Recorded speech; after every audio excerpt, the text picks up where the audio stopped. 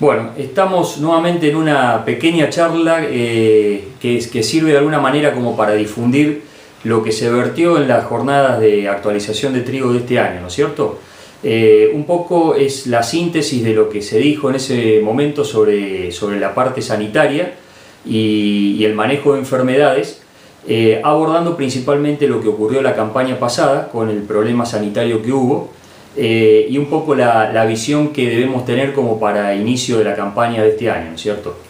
Lo que pretendemos con esto es que este material se pueda difundir a todo lo que es el área de influencia del experimental Marcos Juárez, ya que son datos que abarcan a la subregión 2 Norte, Triguera 2 Norte, y por lo tanto creo que va a ser un material interesante quizás para lo que son cada una de las agencias de extensiones, y ahí ponerlo a disposición de asesores y técnicos productores, ¿no es cierto?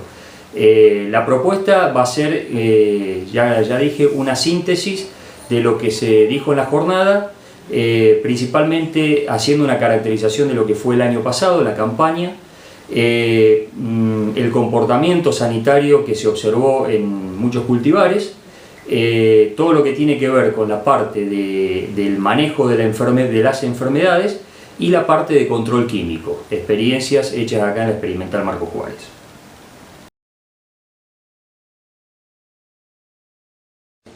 Vamos a tratar el tema de aspectos sanitarios del cultivo de trigo en la campaña 2014-2015, dando una información de lo que ocurrió en la campaña pasada y que sirva para esta nueva campaña, pensando en el inicio de campaña de la siembra del cultivo ahora en mayo y junio. Básicamente, el manejo de enfermedades responde a lo que se conoce como el triángulo de la enfermedad. El año pasado, en particular, este factor, el factor ambiental, fue muy importante a la hora de dar inicio a las enfermedades. Un segundo factor fue el hospedante, en este caso el trigo, el cultivo de trigo, en donde se observó la siembra de buena cantidad de materiales que presentaron alta susceptibilidad no solo a roya de la hoja, sino también a roya del tallo. Tal como se muestra en la diapositiva de arriba, la roya básicamente es muy importante para el cultivo de trigo, puesto que es un patógeno que lo tenemos todos los años, y el año pasado realmente su desarrollo se magnificó, dado por las condiciones mencionadas de ambiente y el hospedante susceptible. En cuanto al patógeno, la importancia que tiene la roya es la presencia de razas. Hay identificadas alrededor de 13 razas. Este trabajo fundamentalmente lo desarrolla un especialista en roya como es Pablo Campo. Él toma muestras de todas las áreas trigueras de esporas de este patógeno y logra detectar esas razas. Quiere decir que estamos en presencia de un set de razas importantes para este patógeno, ¿no es cierto? En cuanto a las condiciones de ambiente, lo que se observó el año pasado es que, por decirlo de alguna manera común, fue condiciones muy benignas, básicamente en los meses de invierno. En el gráfico que vemos, observando las dos curvas, en azul la correspondiente a la temperatura del año 2014 y en rojo la correspondiente a la serie histórica, vemos que el año 2014 verdaderamente fue más cálido a partir de los meses de invierno que la media histórica, observándose valores por encima en los meses de junio, julio, agosto, septiembre y octubre. En noviembre ya tendió a acercarse más a los valores históricos, ¿no? Sabemos que a las enfermedades en realidad les son favorables el incremento de las temperaturas. En este gráfico lo que vemos es temperaturas máximas y temperaturas mínimas. Observamos que en los meses de invierno, tanto junio, julio, agosto, se observan picos de temperaturas mínimas en color azul que realmente fueron significativas, ¿no es cierto? Ubicándose en algún caso en el mes de agosto, como podemos observar, por encima de los 15 grados, y en el caso de temperaturas máximas con valores mayores a 35 grados en el mes de octubre y cercanas a 30 grados en septiembre. Eso indica que para un patógeno como es la roya anaranjada, que requiere temperaturas óptimas en torno a los 20-24 grados centígrados, las temperaturas de invierno, como vemos, le fueron favorables, ¿no es cierto? Si bien a lo mejor el desarrollo no fue rápido al inicio, pero fue continuo, fue progresivo. En cuanto a las precipitaciones, creo que es otro factor que hay que mencionar. y puntualmente en el tema de rollas, quizás las altas precipitaciones no le resultan favorables al patógeno. Lo que vemos aquí es que en el año 2014 las precipitaciones, los registros mensuales, partiendo del mes de mayo, junio, julio, agosto, septiembre y octubre, estuvieron por debajo de los valores promedios de la serie histórica. Entonces, esta condición de temperaturas más altas y no con una condición de tanta humedad por precipitaciones, le fue realmente favorable. El establecimiento de la roya o la infección de la roya se da por condiciones de rocío, solamente con condiciones de rocío de 6 a 8 horas, según dicta la bibliografía, le es suficiente como para la espora germinar y a partir de eso comenzar con la infección en el tejido foliar. En cuanto al factor hospedante, lo que vemos en este cuadro es una información que un poco nos da una idea de los materiales más difundidos en toda el área triguera, ¿no es cierto? En rojo vemos materiales que son susceptibles a la enfermedad, a roya anaranjada, como son, por ejemplo, una participación importante de Baguette 601, Baguette Premium 11 y SI 200, ¿no? Luego le siguieron Baguette 801, SI 300. De esta lista, que en total eran 81 materiales, de 30 materiales como está indicado acá, el 37% que corresponde a esos 30 materiales, el 50% de este 37% resultaron ser susceptibles. Eso da una idea realmente de el nivel donde estuvimos parados el año pasado, y creo que es el factor a tener en cuenta en esta campaña, pensando de que se está hablando de que puede llegar a ser un año niño, en donde sabemos que los años niños son predisponentes a enfermedades por mayor humedad, y pensando de que podemos llegar a tener un problema similar al año pasado. Entonces tendríamos que estar viendo la posibilidad de un recambio varietal, pensando en la elección de materiales que nos aporten mejor protección genética, ¿no? La enfermedad que estuvo realmente magnificada el año pasado con severidades muy importantes fue roya anaranjada. Recién comentaba que las condiciones ambientales que le favorecen son temperaturas alrededor de 20-24 grados centígrados. El daño que fundamentalmente provoca la roya es una gran evapotranspiración de la hoja. Vemos esta foto, realmente hojas muy secas y muy afectada por la aparición de los signos, que son las pústulas de la enfermedad, con una gran capacidad de esporulación, ¿no? En materiales susceptibles, estas pústulas tienen una gran capacidad de esporulación. La roya es una enfermedad policíclica, es decir, que desde que se comienza a estar en contacto con el cultivo, va cumpliendo su ciclo infectivo en reiteradas oportunidades, y ahí la importancia que tiene esta enfermedad. La otra enfermedad que vino a posterior de la roya anaranjada fue la roya del tallo. Para nosotros no es tanta sorpresa la presencia de esta enfermedad, siendo que la venimos evaluando en otros años y notamos un crecimiento progresivo de la enfermedad. Lo que ocurrió el año pasado es que realmente las condiciones ambientales fueron muy favorables para el establecimiento de esta enfermedad, y bueno, y hubo muchos materiales que se comportaron como susceptibles a roya de la hoja y también a roya del tallo. La roya del tallo básicamente requiere de temperaturas más elevadas que la roya anaranjada o roya de la hoja, ubicándose por encima de 24 grados centígrados. Provoca lo que vemos en esta diapositiva, la manifestación de la enfermedad a través de sus signos, que son pústulas, ubicándose en el tallo, pero también en hojas, ¿no es cierto? Vemos en la siguiente diapositiva el efecto que provoca en hojas.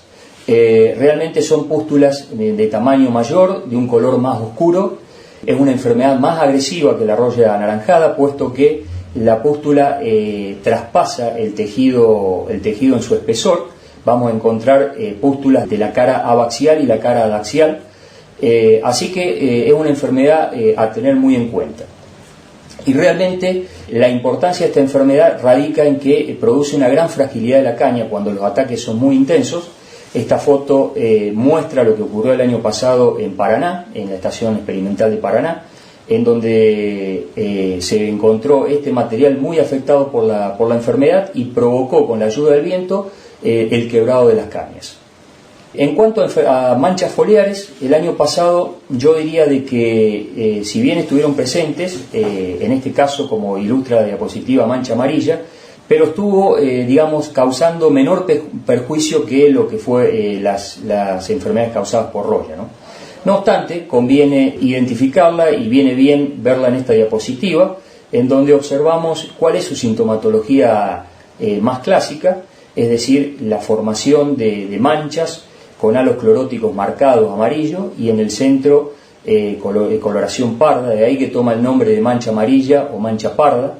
Esta enfermedad necesita de temperaturas con un rango que va desde los 5 grados hasta los 35 grados, así que es, digamos, la ventana térmica es bastante amplia para esta enfermedad y requiere condiciones de más humedad, ¿no es cierto? Se habla de la necesidad de precipitaciones para que la enfermedad inicie fuerte su desarrollo epidémico. Es una enfermedad que se conoce como de proyección vertical, esto quiere decir que se origina en las hojas basales, y se origina en las hojas basales justamente porque es un patógeno facultativo, es decir, que sobrevive en el rastrojo. Cuando el cultivo se implanta, estas hojas iniciales se ponen en contacto con el rastrojo, a la espora le resulta fácil infectar esas hojas y de esas hojas iniciales comienza a generar infecciones secundarias en las hojas que van saliendo a posterior. La importancia de esta enfermedad es que también se transmite por semilla y tiene un sinnúmero de malezas hospedantes de la misma. La otra enfermedad que habitualmente encontramos todos los años es la de origen bacteriano, como es el caso de tizón bacteriano. Generalmente, como muestra esta primera diapositiva, los daños en la hoja se producen por efecto de frío y condiciones de humedad. Esta bacteria es un habitante natural de la superficie de la hoja que cuando encuentra una herida, principalmente en la parte apical de las hojas, penetra dentro del tejido foliar y provoca el crecimiento de la colonia, con la manifestación visible de los síntomas que son clorosis y posteriormente necrosis de las partes afectadas. En manchas más viejas vamos a ver que se produce verdaderamente lo que se conoce para esta enfermedad como su sintomatología, que es el tizón bacteriano, ¿no es cierto?, en donde vemos esas manchas color blanquecinas, generalmente desde el ápice de la hoja hacia la base de la hoja. Las condiciones ambientales fundamentalmente hablan de temperaturas de entre 15 a 20 y superiores a 20 grados centígrados y condiciones de humedad. Esto favorece la entrada inicial de la bacteria y la colonización posterior de todo el tejido foliar. El manejo de enfermedades fundamentalmente hay que entenderlo desde el manejo integrado de enfermedades, ¿no es cierto?, en donde lo que es el factor resistencia genética es algo muy importante en el tema del manejo de enfermedades, porque es lo que nos va a dar fundamentalmente la protección inicial contra cualquier enfermedad. No son muchos los trabajos que se puedan hacer sobre los patógenos, en realidad. Lo que se cuenta, digamos, es cultivares de trigo que tienen resistencia genética básicamente a roya de la hoja. En lo que es mancha amarilla, esta resistencia es más difícil de encontrar. Generalmente los materiales van de entre moderadamente susceptibles a susceptibles, al igual de lo que puede pasar también con fusariosis de la espiga. No obstante, nuestro trabajo fundamentalmente tiene que ver mucho con la caracterización del comportamiento sanitario y año a año detectamos materiales con mejor comportamiento a estas tres enfermedades fundamentalmente. La otra gran pata de este manejo integrado de enfermedades es lo que tiene que ver con las técnicas de manejo de cultivo. Dentro de las técnicas de manejo de cultivo tendremos lo que es, en primer lugar, la elección de cultivares, que como decíamos anteriormente, vamos a pensar en que nos aporten algún grado de resistencia genética a enfermedades. Tendrá que ver también con la nutrición de los cultivos. La nutrición es un factor importante en el tema de manejos básicamente de manchas, puesto que los cultivos mejor nutridos nos van a dar una mejor respuesta frente al avance de estas enfermedades. La nutrición tiene que ver con los análisis de suelo que hagamos y cuánto de fertilizantes debemos agregar al cultivo como para pensar en la maximización de los rendimientos, pero a su vez también en el manejo de las enfermedades, ¿no es cierto? La fecha de siembra es algo que se debe tener muy en cuenta. Para ello disponemos de información que surge todos los años, de ensayos de evaluación de cultivares en ensayos de red. Se cuenta con 4 fechas de siembra en donde se ubican a cada uno de los cultivares en función de esta fecha de siembra, ¿no es cierto? Quiere decir que esta información está disponible todos los años, así que el productor puede revisar esta información en todo lo que es la actualización del cultivo. Y por último, la otra pata de este manejo integrado de enfermedades tiene que ver con todo lo que es el control químico y también en parte el control biológico. Cuando se haya de alguna manera integrado resistencia genética con manejo del cultivo y se den condiciones de enfermedad que nos hagan pensar en el control químico, ahí sí deberíamos realmente tener en cuenta lo que es el aporte de fungicidas sobre el control de la enfermedad. Pero lo que quiero decir con esto es que habría que sacar un poco la idea esa de sembrar materiales que nos pueden revestir problemas sanitarios para pensar únicamente en el control químico. El manejo integrado de enfermedades justamente es esto, la integración de la resistencia genética, las técnicas de manejo del cultivo y el control químico.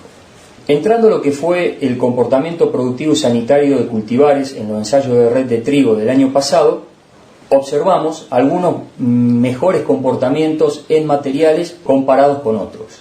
En ciclos largos, por ejemplo, encontramos buenas respuestas de cultivares que de por sí tienen protección genética.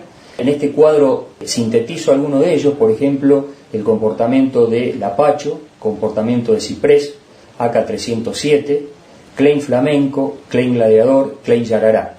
Estos materiales, como vemos, en el tratamiento sin control químico tuvieron rendimientos realmente elevados, muy buenos rendimientos, y aportando realmente buen comportamiento genético.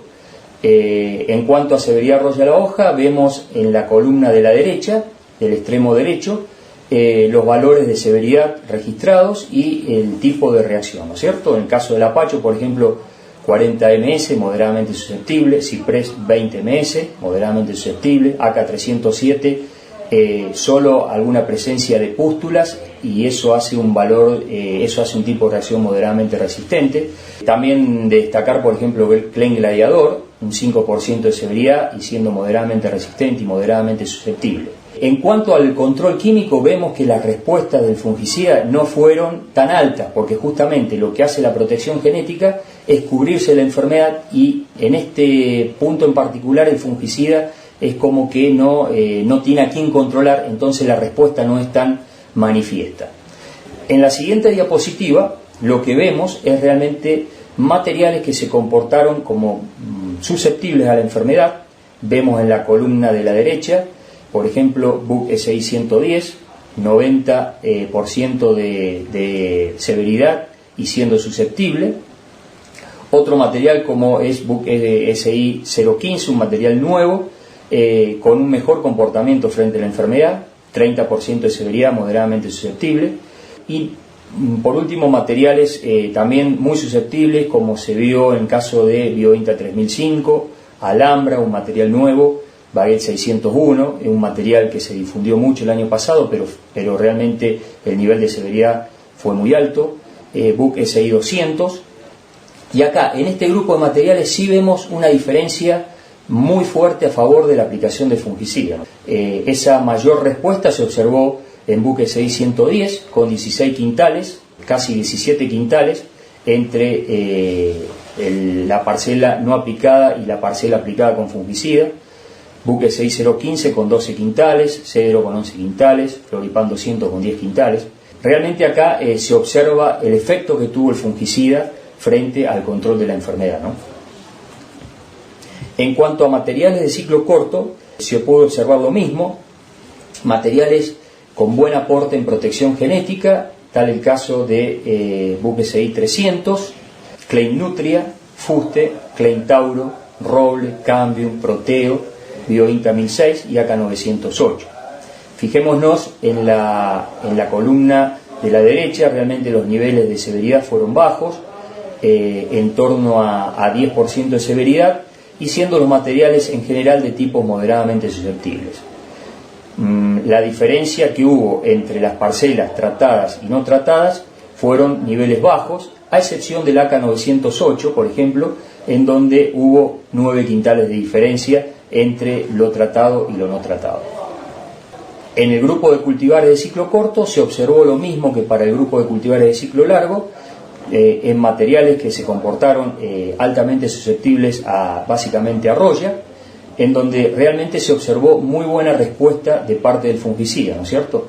12 quintales de diferencia en AK906, 11 quintales en Cronos, 10 quintales en AGP FAS, 9 quintales y medio en Klein León. Pero a su vez también son materiales que mostraron muy buen comportamiento en condiciones de no control de la enfermedad, ¿no? Eso también hay que destacarlo. En cuanto al control químico, la otra herramienta que disponemos dentro de lo que es el manejo integrado de enfermedades, pensando el inicio de campaña, es importante mencionar el tema de terápicos de semilla. Es variada la oferta que hay en el mercado de estos productos y cada vez más grande la ventana de control de patógenos que tienen, ¿no es cierto? La otra parte dentro del control químico va a tener que ver con la aplicación de fungicidas foliares. Eso es ya durante el ciclo de crecimiento del cultivo, en encañado, a partir de encañado fundamentalmente, y realizando los correspondientes monitoreos. Llegado el momento, se tomará en función de estos la decisión de aplicación de control químico.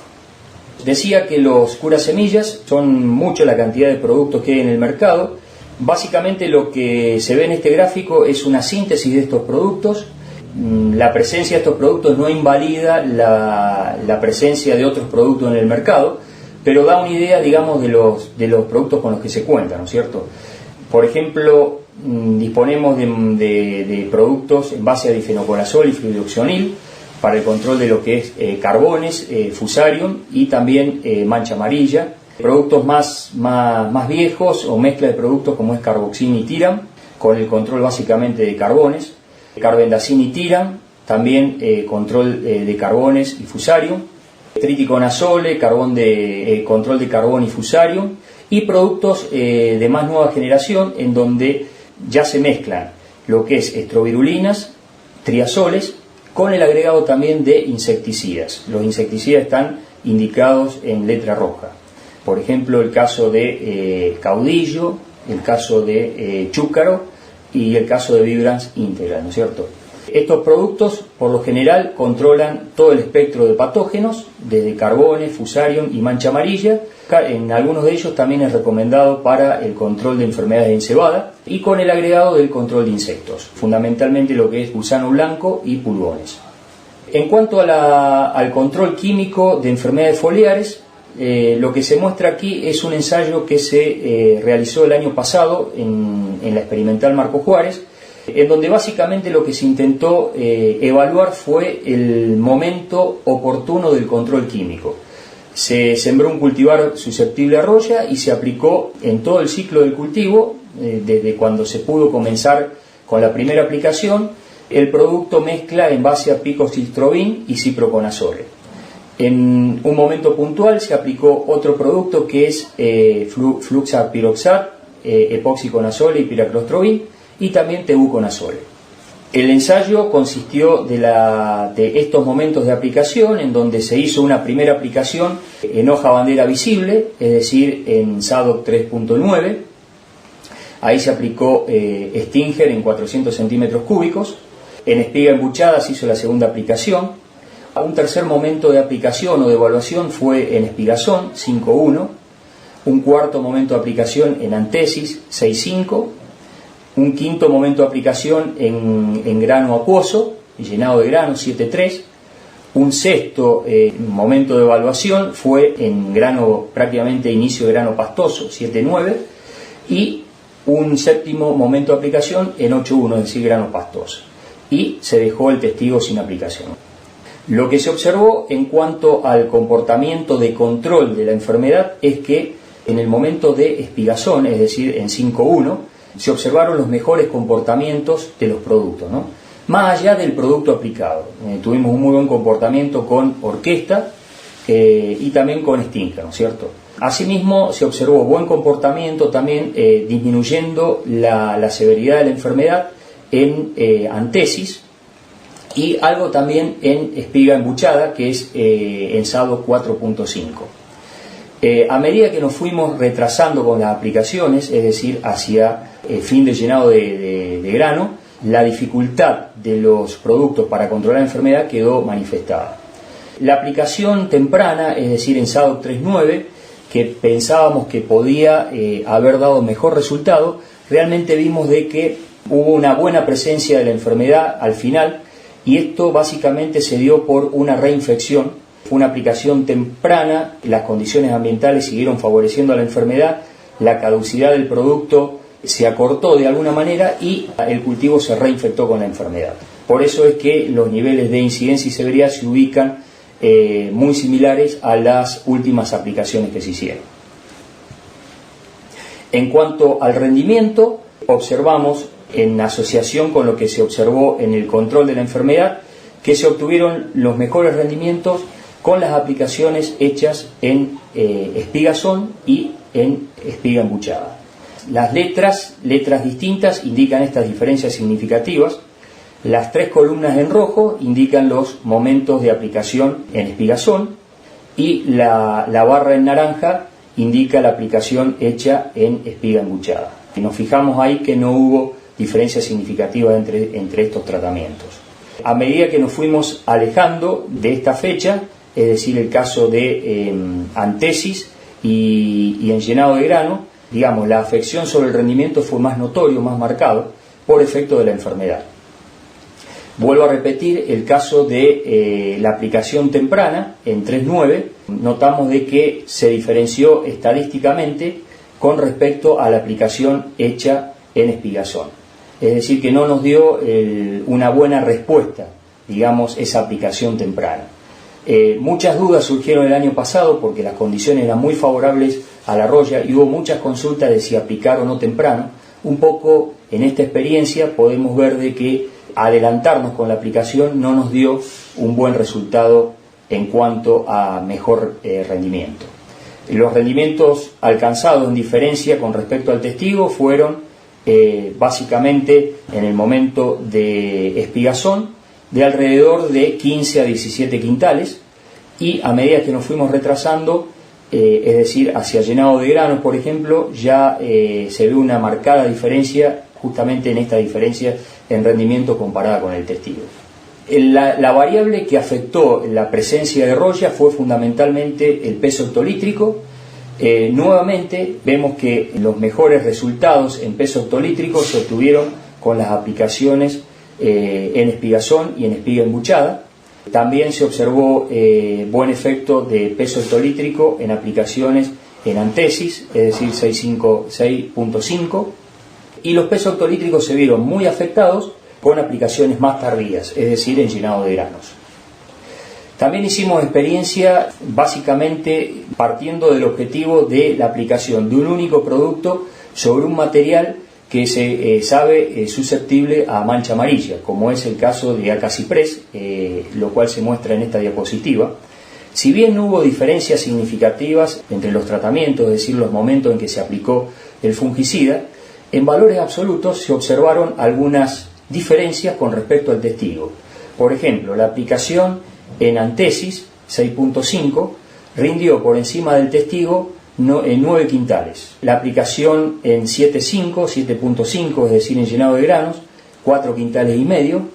La aplicación en 7.9, es decir, al final de grano acuoso, casi 3 quintales.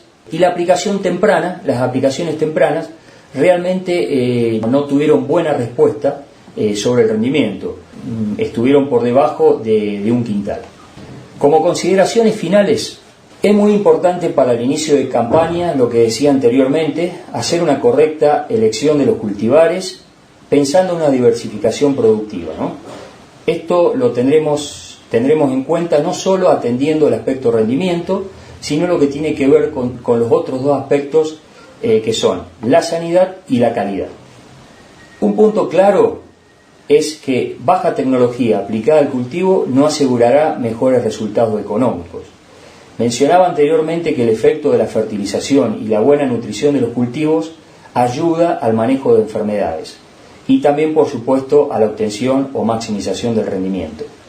Entonces, pensando en hacer trigo sin buena cantidad de fertilizante, es pensar poco, me parece. Yo creo que habría que proponer hacer un buen análisis de suelo, determinar qué cantidad de fertilizante el cultivo va a necesitar a lo largo del ciclo y realmente aplicarle la tecnología que el cultivo necesita, ¿no?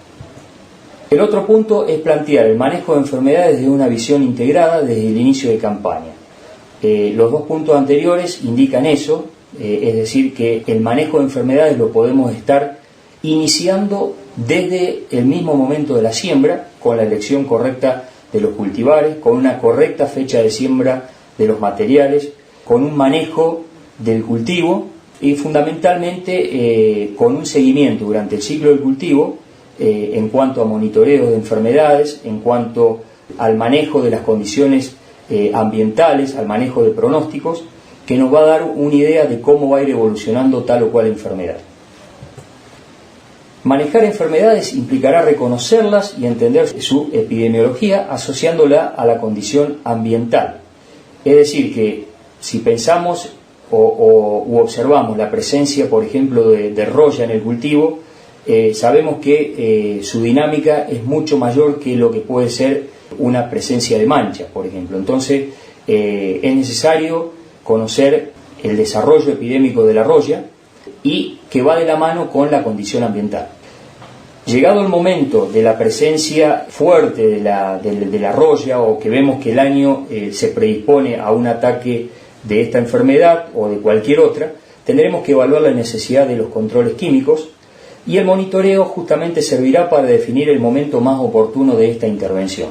Se recomienda como monitoreo o el inicio de monitoreo a partir de encañado, cuando ya comienzan a definirse los órganos foliares que finalmente quedarán en la planta, y son esos los órganos a proteger. Por lo tanto, si sabemos que tenemos materiales con protección genética, tendremos menos cuidado, digamos, que sobre otros que sabemos que es susceptible a las enfermedades, y a través del monitoreo podremos ir revisando el avance de la enfermedad hasta poder definir el momento más oportuno de control. Otro punto interesante es que la elección de fungicidas tiene que estar en función de la residualidad y el espectro de control de los productos. En el mercado hay muchos productos, fundamentalmente triazoles, mezcla de triazoles y también mezcla de triazoles, estrobirulinas y las mezclas más recientes con el agregado de carboxamidas. Esta última mezcla, es decir, estrovirulina, triazol y carboxamida, nos van a dar una mayor residualidad, diferentes modos de acción del control de la enfermedad y por lo tanto, bueno, saber que disponemos de buena herramienta de control en todos estos productos, con ventajas de algunos de ellos por sobre otros. Pero claro está, el fungicida por sí solo no asegurará buen control si no se atiende debidamente el tema de calidad de aplicación. En cuanto a calidad de aplicación, se deberá tener en cuenta el momento de aplicación, las condiciones ambientales en donde se vaya a hacer la aplicación y fundamentalmente la calibración de los equipos, en donde nos debemos asegurar de que quizás no aplicar fungicidas con altos volúmenes de aplicación, sino el impacto por centímetro cuadrado y el tamaño de la gota de aplicación. Eso tiene que ver y mucho con la calidad de aplicación y tiene que ver y mucho con el resultado final de control de la enfermedad.